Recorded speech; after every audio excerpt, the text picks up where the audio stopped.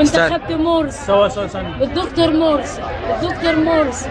انا مسيحيه وانتخبت الدكتور مرسي. ليه؟ لان عنده ذمه ودين وضمير وطيب. بس بيقولوا ان كل المسيحيين جايين امتحانات من الكنيسه بيقولوا لا. لا، كانت لا في عينهم. طب وليه قلتي نعم يا حاج؟ نعم عشان طيب وعارف ربنا وبيصلي وعارف ربنا ومحترم مرسي.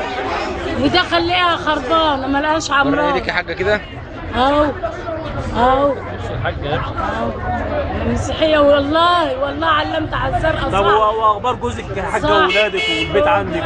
حلوين والحمد لله وجوزي ميت.